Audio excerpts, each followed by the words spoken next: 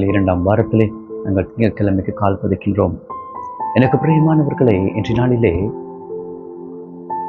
நாங்கள் சில சந்தர்ப்பங்களை எங்களுடைய வாழ்க்கையிலே நாங்கள் மீண்டும் என்னால் இந்த உலகத்திற்கு பிறக்க முடியுமா, தாயின் வயிற்றுக்கு என்னால் மீண்டும் செல்ல முடியுமா, அல்லது என்னுடைய குழந்தை பருவத்திற்கு என்னால் செல்ல முடியுமா என்றெல்லாம் பலவிதமான கேள்விகள் எங்களுக்குள்ளே எழும்பியிருக்கும், தோன்றியிருக்கும், நினைத்திருப்போம், சிந்தித்து பார்த்திருப்போம்.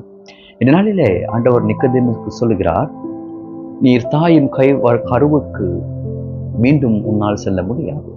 நீ தாயின் இது இருக்கின்ற பொழுதே உடைய வாழ்க்கை எப்படியாக இருக்க போகின்றது என்றதெல்லாம் இறைவனால் கட்டளையிட்டப்பட்டிருக்கின்றது.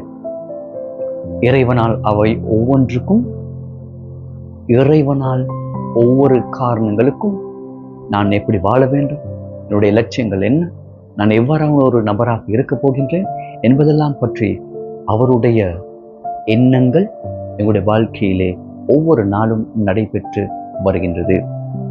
நாங்கள் எங்களுடைய வாழ்க்கையை நினைத்து நாங்கள் மனம் வருந்த அவசியமில்லை, நாங்கள் அதனை பற்றி சிந்திக்க அவசியமில்லை.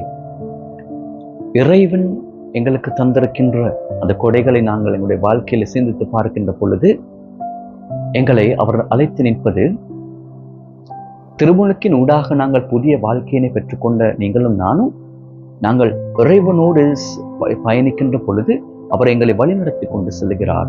நாங்கள் வாழ்க்கையை பற்றி கவலைப்பட அவசியமில்லை. வாழ்க்கைக்கு என்ன தேவை, நான் இதனை எவ்வாறாக வாழப் போகின்றேன், ஏன் நான் இந்த உலகத்திலே வாழ வேண்டும், ஏன் நான் பிரச்சனைகளை சந்திக்க வேண்டும், சவால்களை சந்திக்க வேண்டும் என்னெல்லாம் நாங்கள் எங்களுடைய மனங்களை தோன்றியிருக்கலாம், எண்ணியிருக்கலாம்.